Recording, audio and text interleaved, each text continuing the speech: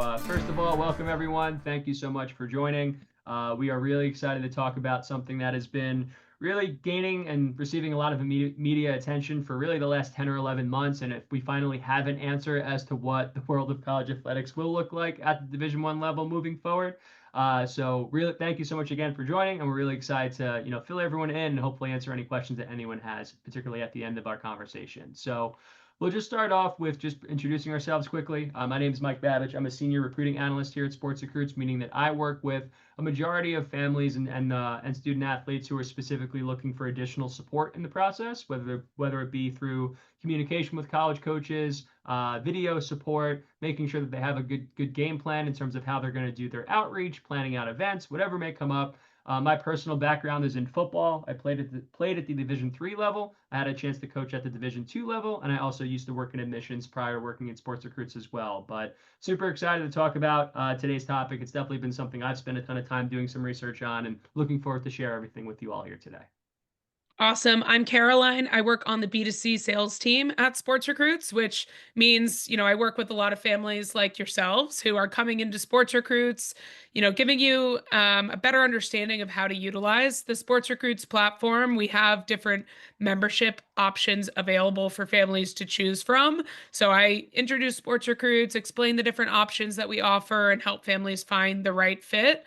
My background, I started at Penn State working with their women's soccer program, and then went on to work at US Soccer with youth national teams before coming over to Sports Recruit. So we're excited to walk you through some of this stuff. I have some slides at the end to explain the different membership options, but I'm also going to drop into the chat a calendar link so that if you want to talk about the best fit for your family specifically, I'm happy to talk with you. Please schedule a call and we can find a time. That's perfect. And just some additional housekeeping things as well. Our office is closed tomorrow. We typically provide the recording of this conversation the next day. This will now be sent over to everyone who registered for this webinar on Friday instead of tomorrow. So if you are looking for a recording of this, just bear with us. That will become available at some point on Friday, so be on the lookout for that. We'll be sure to let you know once that is available on our YouTube channel. And if anyone does have questions throughout this conversation, feel free to utilize the Q&A in the chat box, and we'll do our best to get to as many of those as we possibly can. We'll probably answer a majority of those at the end, because I would imagine a lot of the questions that people have here we will be discussing throughout these different slides we'll be going through. So to give you guys an idea of the agenda, we're going to start off with just breaking down ultimately what was decided once this settlement was officially approved just about a week and a half ago.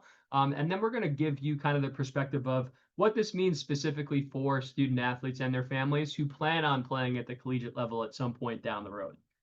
We also want to give you a clear understanding of what steps you can take moving forward to ultimately set yourself up best for success when it comes to becoming a collegiate student athlete. And then Caroline, as she mentioned, she's going to go through and break down how Sports Recruits can be a tool that you can utilize to make sure you're getting the most out of what you can do on the recruiting side of things, and also get into a little bit more in depth on some of the different recruiting guidance plans that are provided if you were looking for some additional support as well. And as I mentioned, definitely have some time for Q&A at the end on top of that.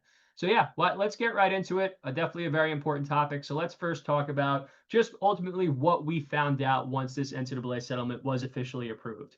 So as I said before, we did receive official approval on June 6th by a California judge named Claudia Wilkin. She's been involved in a lot of different lawsuits, specifically with the NCAA. And this was something that has been a long time coming. And what it's really going to do is it's ultimately going to change how NCAA Division I college athletics operates moving forward. So just to be clear, Division II, Division III, NAIA, JUCO, they will not have any direct effect of what was decided in this particular court case. When it comes to what they decided, the main thing of why this came together is because it is now providing student athletes the opportunity to get paid directly by their college coaches. If you're someone who has followed college athletics over the last few years, you may have noticed and you may have read in the news that there are a lot of these really big NIL deals that some players will get. So that was something that would be coming separately from someone outside of the school. This is now going to be a situation where student athletes are going to be able to get paid directly by their athletic departments. So that's one of the main pillars. That is going to be the new revenue share model that is starting this upcoming fall season. But then there also is going to be some other factors, including back damages, the former athletes who didn't have the same capability of earning money by being a student athlete. There also is going to be a new roster limit structure, which ultimately was the biggest reason why the approval of this settlement took so long. Then there also is going to be a new structure in how NIL deals that you will potentially receive as a Division I student athlete. There's going to be a new clearinghouse process that student athletes will have to go through to try and basically approve those deals before you actually receive them. And one just final note, we'll say this a couple of times throughout the presentation. Not every Division I school across the country is going to follow these settlement parameters we're about to go through. College programs have the ability to opt in or opt out unless you're a Power 4 school. So a Power 4 school means Big 10, Big 12, ACC, and SEC schools. Notre Dame is also included in that, but they're technically independent, but they're also automatically opted in by these parameters. Other programs don't necessarily have to say yes to this, and we're also going to share a resource that shows you what schools have made that decision so far, but they do have until the end of this month to make that call as well. So let's dig a little bit deeper into each of these pillars. And of course, we're going to focus on specifically you, the student athlete of tomorrow, so you have a better understanding of how this is going to impact you directly. So we won't spend a ton of time on this first one. This is going to be focused on back pay to former student athletes. So this is specifically people who played from 2016 to up to, I believe, last season, where they are going to be able to get some sort of back pay structure of earning money based on their time spent while they were playing a whatever sport they were playing at their particular program. It was decided based on what sport you played, what conference you played, how many years you played within that particular conference, and ultimately they were able to provide a value assessment for each individual student athlete who decided that they did want to be a part of this payback structure. And it was ultimately decided that football and men's basketball players are going to receive a large majority of those damages. A big part of that is because football and men's basketball ultimately generate a lot of revenue for these sports. So they basically, the way that they put together this equation to decide how much money each student athlete would be able to receive, a big focus was on giving that money to a majority of that money to football, men's basketball athletes, because they would be ultimately the ones who are at the most like money generating types of events, whether it be the college football playoff, whether it be March Madness, and some other factors in there. So if you were someone or you know someone who did play a sport outside of football and men's basketball, there certainly is a good chance that they are able to earn some sort of money over the next 10-year period. But chances are men's basketball and football players are the ones who are going to be receiving a large sum of that overall. But again, we're speaking to a lot of people who have plans on becoming a Division I student athlete down the road. So we're going to cover some of those topics a little bit more in depth. And the first one being the revenue sharing model that Division I athletics is going to be going into. So this is going to be the first time in history that the NCAA will be moving away from that amateurism model, as they used to put it, and now direct pay from the schools to the athletes will be starting next month in July. They decided that the best way to try and provide this money to student athletes would be by doing a revenue share of about 22% of what Power 5 programs typically earn. For this year, that's going to be about $20.5 million that can be divvied up across an entire athletic department. We're going to get into a little bit more of exactly what that means, but it's going to be up to the schools to decide how much of that 20.5 million they want to share with their student athletes and how they want to go about providing that across the board. There's also going to be additional benefits on top of existing scholarships as well. And there's going to be about $19 billion overall that's expected to be given to NCAA D1 athletes over the next 10 years. One thing to quickly note, this is very confusing to read, but I'm going to do my best to explain it. So any additional scholarships awarded beyond the previous NCAA limit. So for those who aren't aware, there was a scholarship limit in how many student athletes can receive a scholarship in the past. So let's take baseball, for example. For many years, if you were a Division I baseball athlete, or if you were a Division I baseball program, you were allowed to provide 11.7 scholarships across your entire roster. So if you have 30, 35, 40 players on a team, that means a lot of you are going to get 10%, 20%, 25% partial scholarships, and that overall number would then count up to 11.7.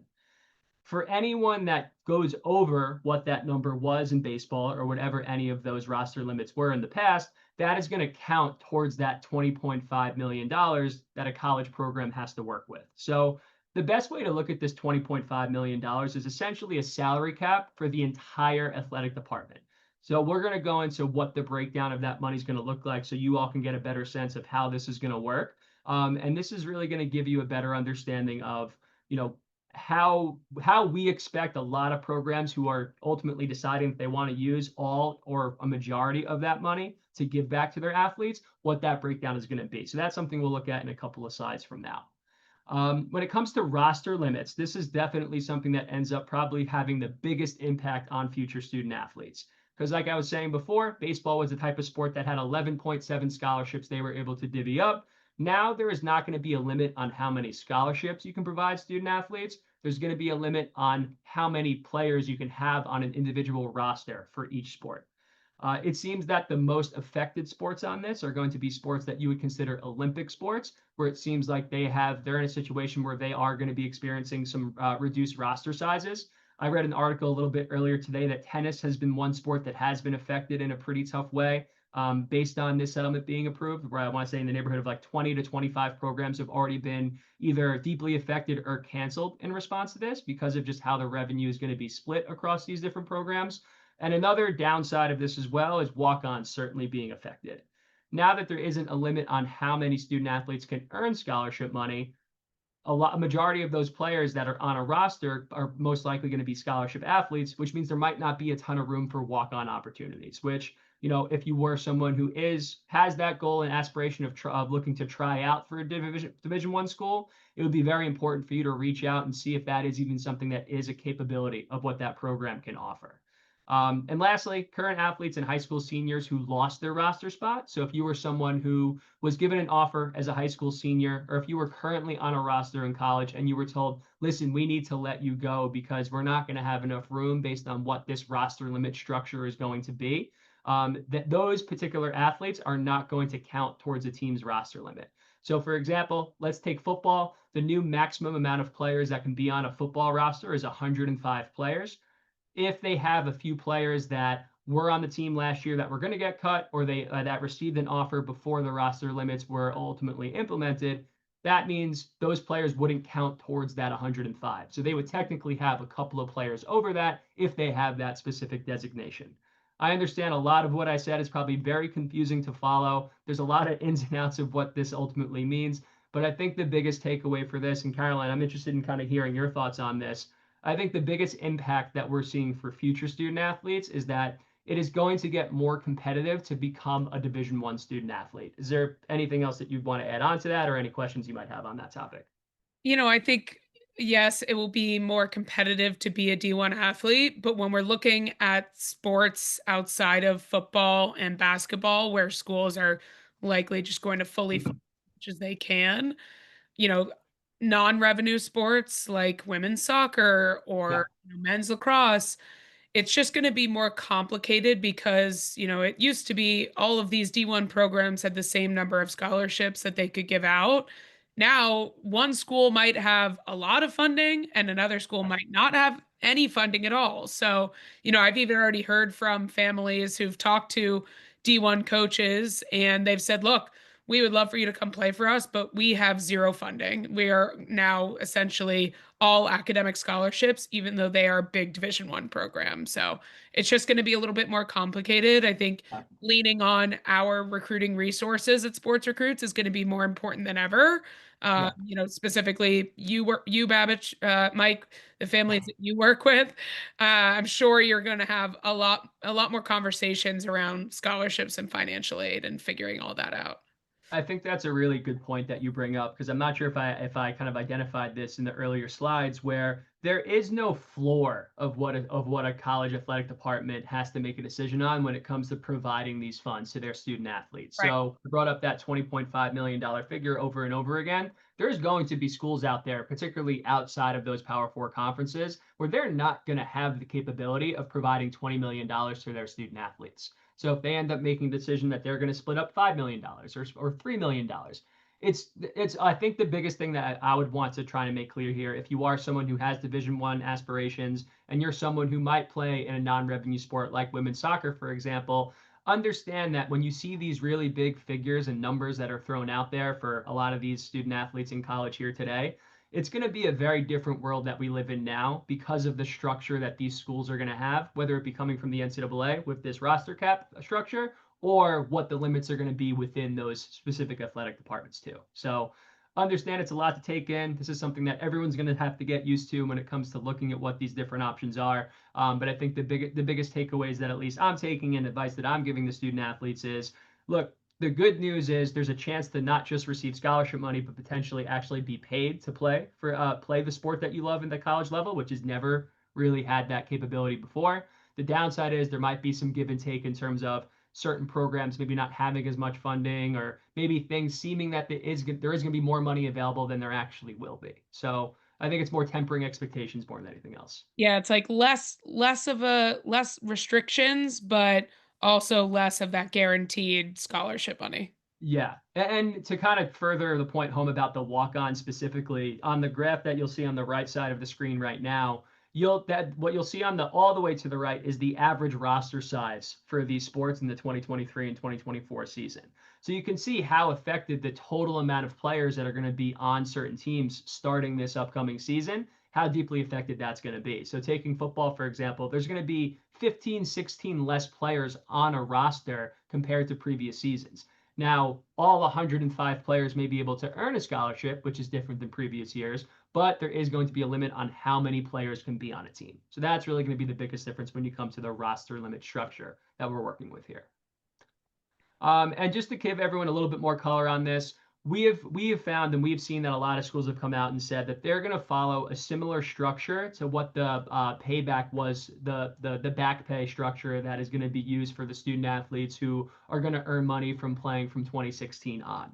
So following what that formula basically decided, if a college program decided, hey, we're going to use all 20.5 million, and this is the way that we're going to break down what our revenue share structure is going to be, these are what these figures would look like. And keep in mind, these are averages, right? So we're not necessarily saying that every single college football player is going to make $150,000 a year just by being on a college football roster.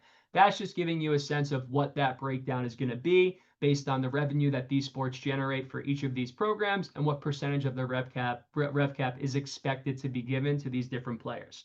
So it's ultimately up to the programs to make that decision. If you have an athletic director who says that they want to invest a lot of resources in women's basketball or women's volleyball, they can go above these numbers that we're providing here. This is just giving everyone a general idea of what the expectation is and what that breakdown is going to be for future student athletes, at least for this season. This isn't a guide. This isn't something that has to be done by Division I programs. This just gives you the general outlook on how a lot of these different programs have come out and said, hey, if when we decided to opt into this, this is kind of the ballpark figures that we anticipate working with when it comes to how this is going to operate. If you don't see your sport, by the way, and Caroline, I'm not sure if you can maybe just type in that link if you haven't already. Thank you if you did.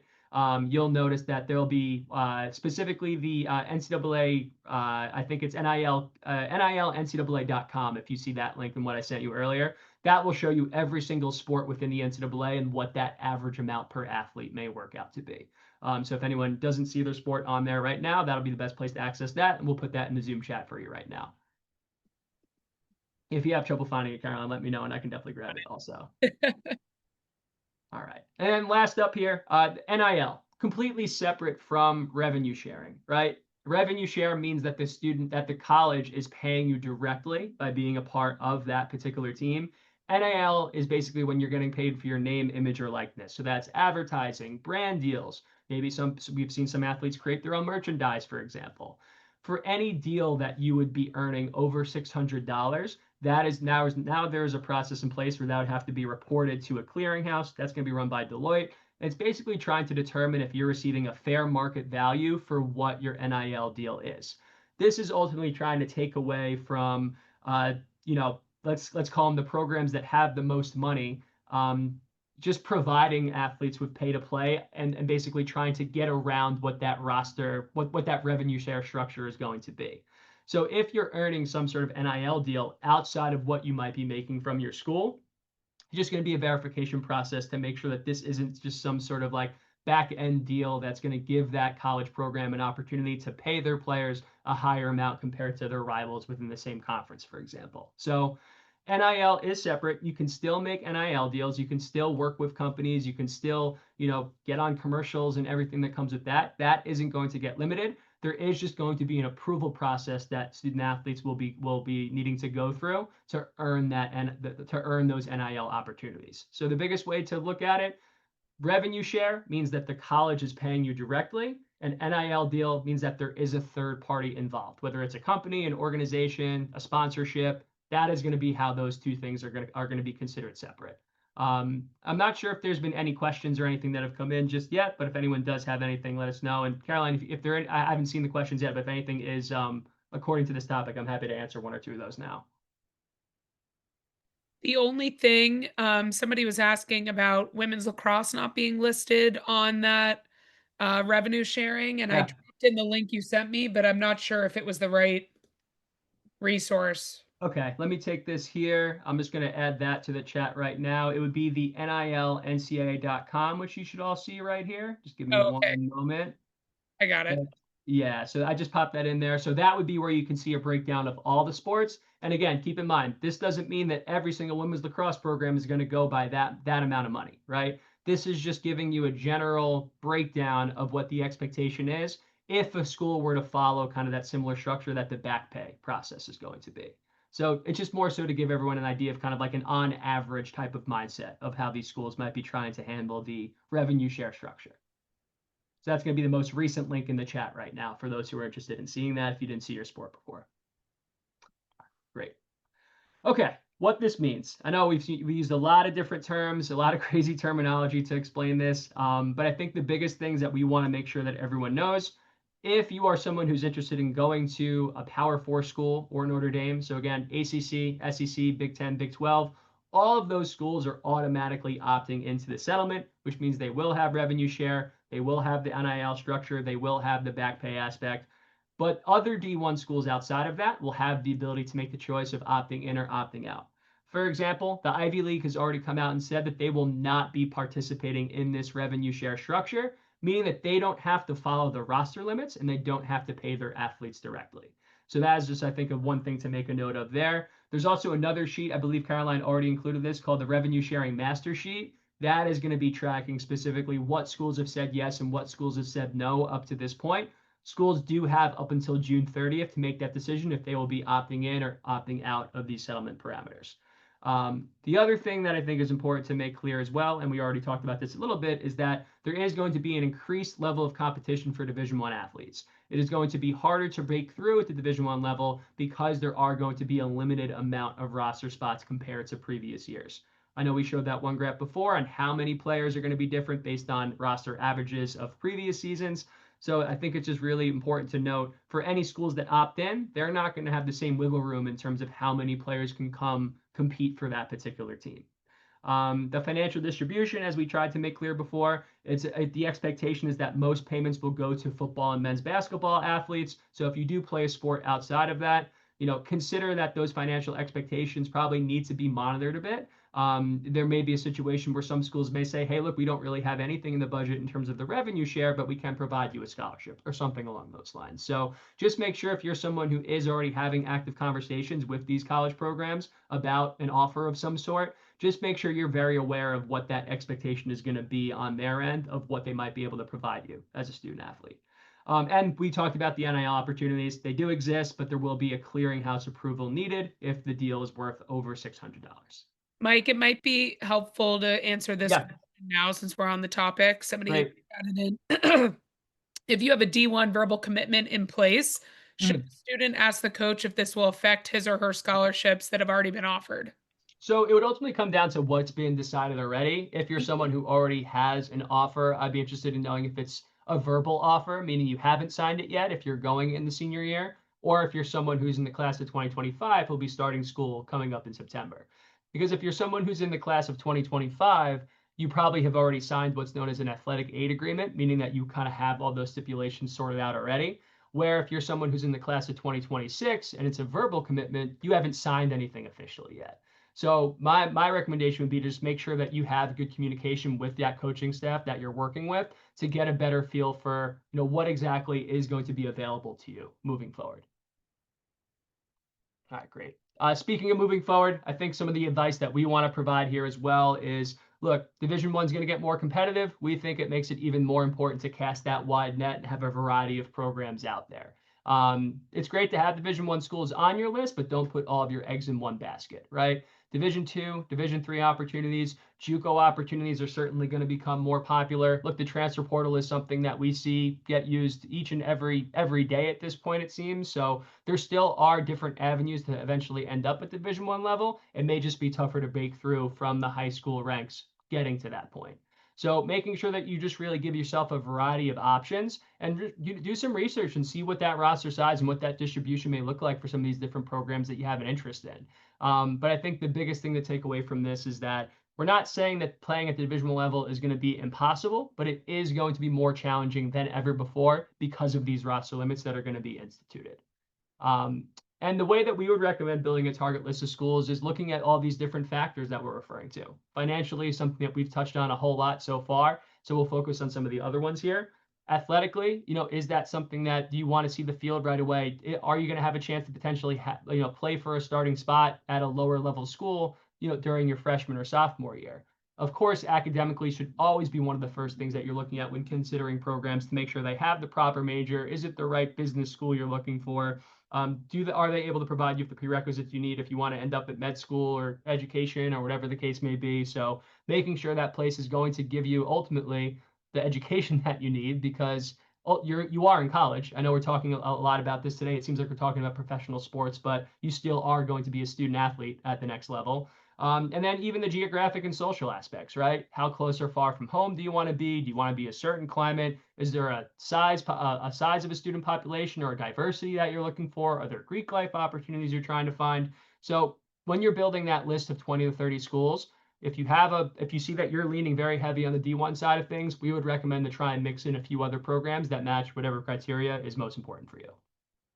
And communication, as always, is also going to be massive. If you have anyone that you can lean on in terms of athletic advocates, that's what we consider a high school or a club coach. Speak to them and see what they think are going to be your realistic options in terms of the types of schools you should be reaching out to. And if you have any connections or anyone that that is a college advisor or anyone that currently is a collegiate student athlete, see how they're handling this. If you know someone who is at one of these bigger programs, get a sense of kind of not necessarily asking how much money they're making, but maybe just get a sense of, hey, how have things changed for you since this settlement has gone into effect? So I think when it comes to talking to college coaches, that's something that probably will happen as you have more advanced conversations with them about where exactly you stand and if an offer potentially will be getting on the table. So definitely do your research and see how each of these schools are going to be handling these things because it is going to be very individual for a lot of these schools. It's also going to be important to see what news that there's going to be in terms of opting in and opting out decisions. And like I said, by the end of this month, we'll have a very clear idea of what schools make that yes or no decision. And just staying consistent, right? Making sure that you are on the radar of college coaches. You are providing updates whenever you have new academic information, new video, making sure that they're aware of when they're going to have an opportunity to see you compete in person. So that all is the same, but I would just say it probably increases how important that continues to be moving forward. And if you are someone who does appear to be a really high profile recruit and you're getting a ton of interest really early on, it probably is going to be worth your time getting some sort of professional NIL advice if you're someone who is going to be receiving not just a scholarship opportunity, but maybe some sort of revenue share structure at the same time too. So just some general advice for everyone to consider as they move forward into this new world of what Division I college athletics is going to be. All right. And last up, building your brand. And that's where SportsRecruits comes in. Having this recruiting profile is going to make it a lot easier for you to have all of that information college coaches want to be found in one place. It's going to have a very professional look to it where all of that information they need athletically, academically, video footage, coach information. It's just going to make it much easier for college coaches to see everything all in one place and just make that evaluation as best they can. And it also gives you a chance to stay organized in terms of what schools have I reached out to, what schools on my target list have not heard from me up to this point.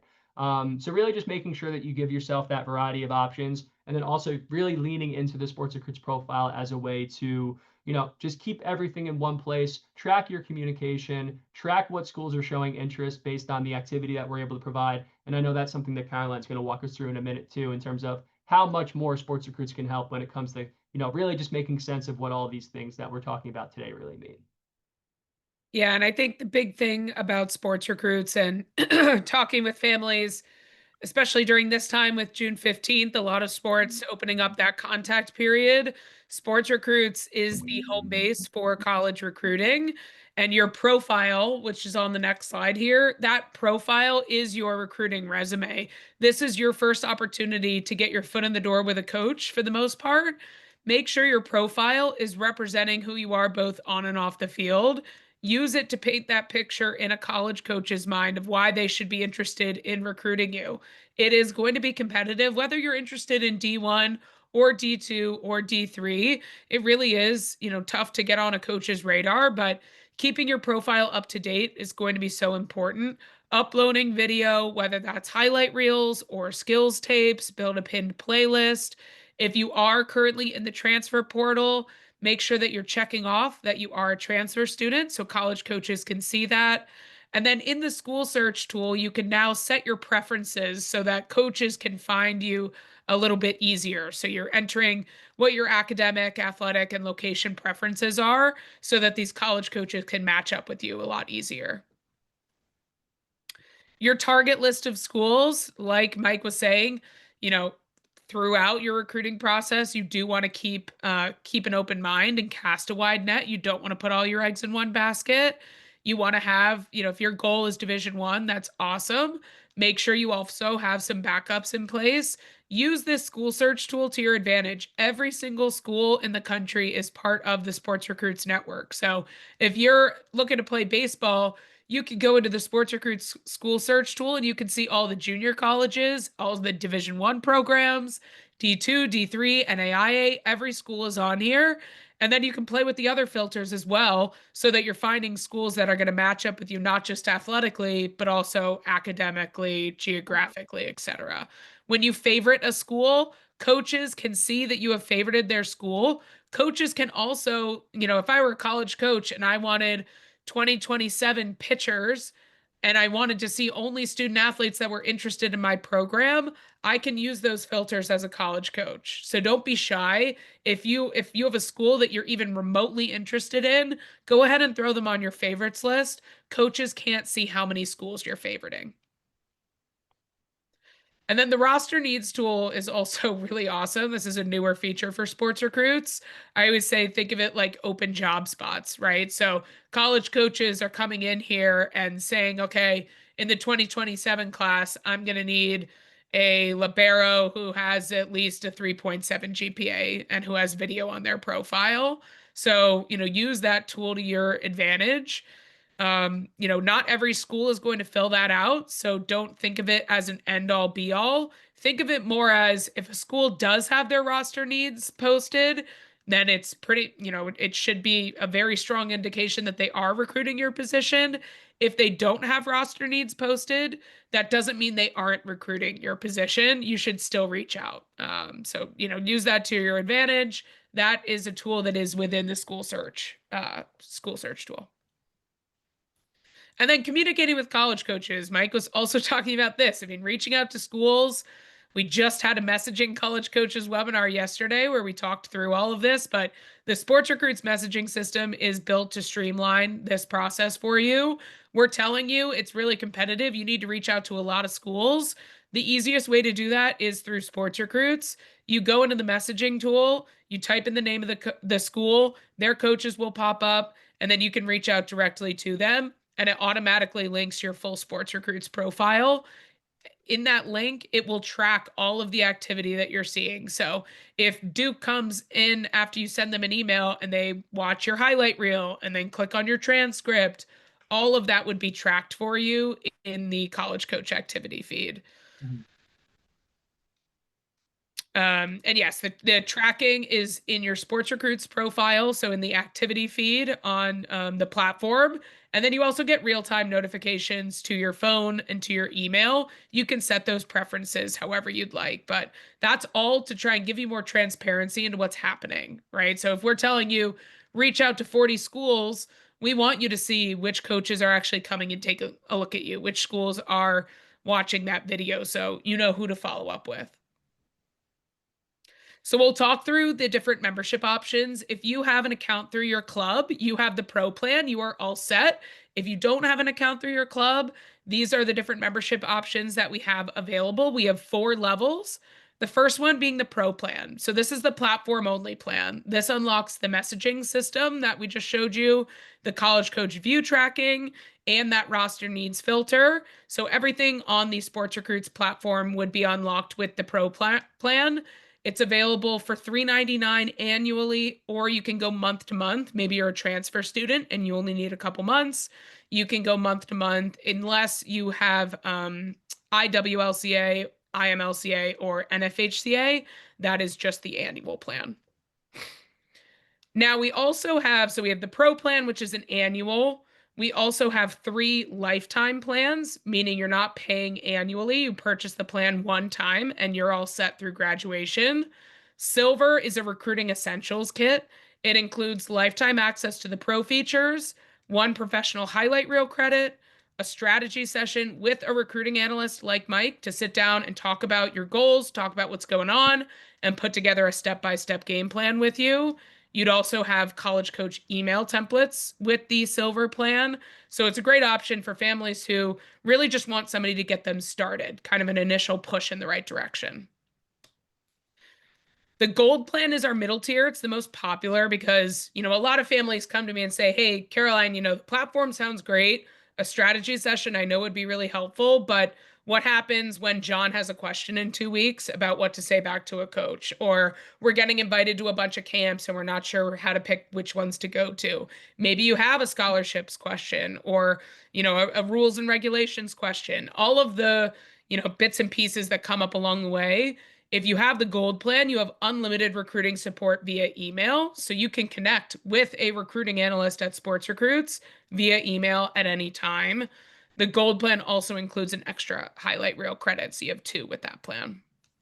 And then platinum is totally different. If pro is the most, hands off on our part, platinum is the most hands on. So we would actually be setting you up with a dedicated recruiting analyst like Mike to work with directly. So it's one-on-one. They're with you every step of the way, helping you target the right schools, helping you talk to coaches, helping you with scholarship information, with all your video, prepping you for phone calls with coaches. So it's a really great option for families who want somebody to step in and be that partner and be that support system.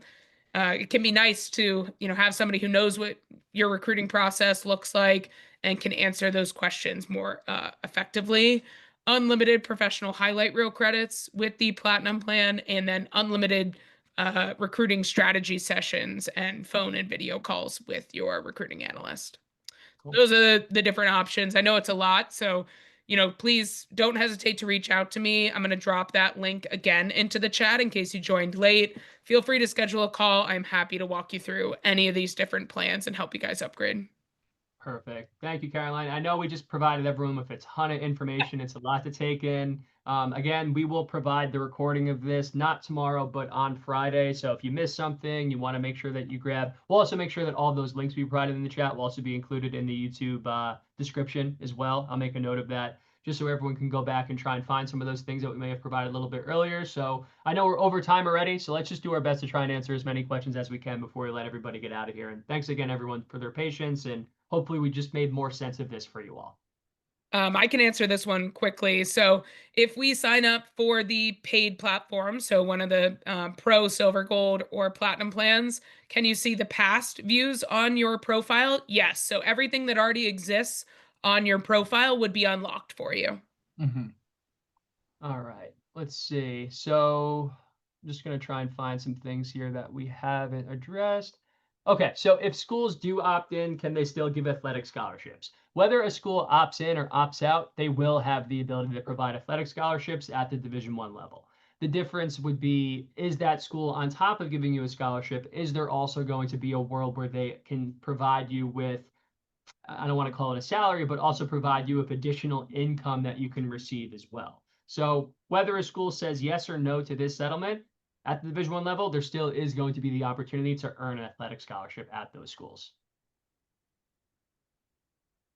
Okay.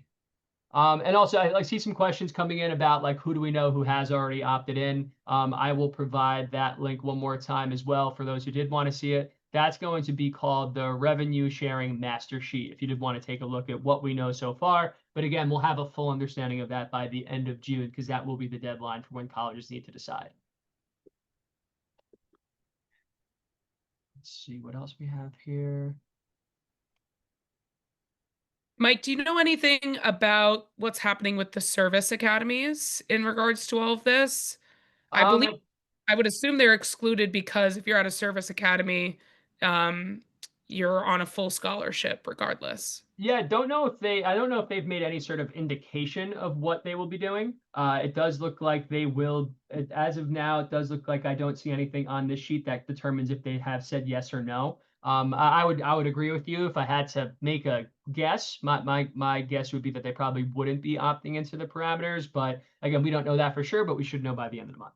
Yeah, and I would like to do a little bit more digging myself on, are they going to limit their student athletes with NIL deals, or are Yeah, they completely separate from right. this? I'm honestly not sure. Yeah, another good question that was in here as well. If it's a school opts out, do they have to adhere to the old scholarship limits? Yes, very good question. So again, take our example of baseball before, where there's 11.7 scholarships that can be divvied up across Division One. If you opt out, that's basically you signing up to have to maintain that same scholarship structure. So really good question there. Right, with some service academies questions, which we got. Let's see. Someone reached out, mentioned that there is an appeal that is active. There is aspects of this being appealed, but that won't affect the revenue sharing that will be starting in July. The appeals process may limit the back pay of the former student athletes when that's going to get started, but it won't change anything in terms of student athletes starting to earn money starting at the start of the new academic calendar year, which is July 1st. I think we have time for about one or two more, Caroline. So if you see anything in there that you think is worth that we haven't answered yet, let me know. Have any D2 schools accepted these roster limits? So just to be clear one more time, Division 2, Division 3, anything outside of Division 1 that is not impacted by anything that we discussed here today. I had a chance to speak to someone who's been following this very closely, and he doesn't really expect Division 2, Division 3, or any of these other divisions to make any changes when it comes to what their scholarship structure looks like. This is at this point, this is totally something that's going to be handled by Division 1 only. So whatever the Division 2 scholarship structure was before, that will go unchanged for every Division 2 school. Awesome. Okay, and I think we might have time for one more here, just to fill this up.